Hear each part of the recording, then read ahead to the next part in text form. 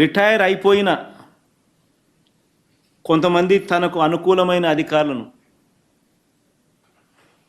ఒక జట్టుగా తయారు చేశాడు. ఏబి వెంకటేశ్వరరావు అని ఒకడు, ఆర్పి ఠాకూర్ అని ఇంకొకడు, యోగానంద్ అని ఇంకొకడు, రిటైర్డ్ ఆఫీసర్లు ఒక జట్టుగా తయారు చేశాడు.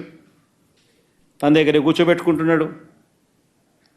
వీళ్ళందరూ చేసేది ఏంటి? జిల్లాల్లో చంద్రబాబు ప్రభుత్వానికి ఎవరు వ్యతిరేకంగా ఉన్నారో, ఎవరు చంద్రబాబు మీద వేదికలు పెట్టి వేదికలపైన గట్టిగా నిలదీస్తున్నారో వారి పేర్లను టీడీపీ పార్టీ వర్గాల నుంచి, ఇంటెలిజెన్స్ వర్గాల నుంచి వీళ్ళంతా సేకరిస్తారు. సేకరించి ఈ జాబితా ఆధారంగా, ఈ తప్పుడు ఫిర్యాదుల ఆధారంగా, ఈ జాబితాల ఆధారంగా ఎస్పీలతో వీళ్ళు ఫాలో అప్ చేస్తారు.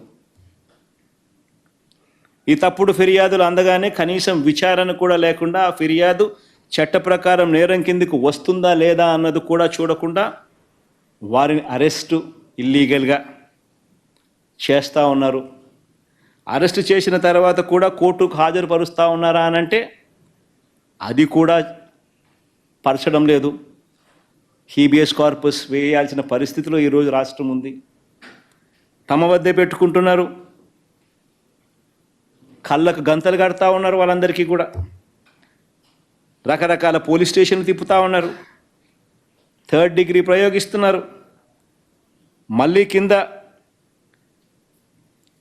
ఈ పోలీసులు ఏం చేస్తూ ఉన్నారు అని అంటే, వీళ్ళు కొట్టిన తర్వాత దాన్ని వీడియో ఫిలిం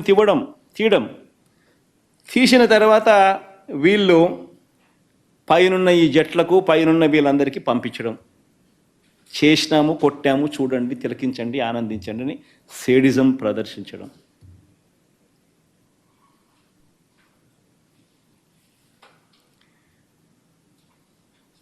ఈ రకంగా 3rd డిగ్రీ దెబ్బలు కూడా చూపిస్తూ ఉన్నారు మెజిస్ట్రేట్ల దగ్గర.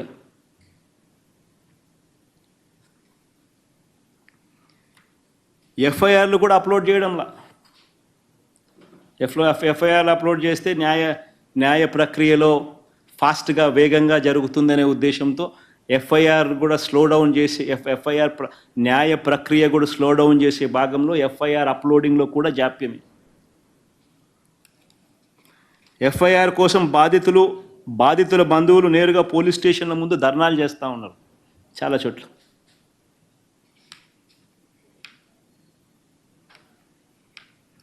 ఎంతో కష్టపడి న్యాయవాదులు వీళ్ళని ఎవరైనా బయటకు తీసుకొని వస్తే ఇంకో కేసు పెట్టి మళ్ళీ అరెస్ట్ చేసే కార్యక్రమం కూడా జరుగుతూ ఉంది ఈరోజు రాష్ట్రంలో.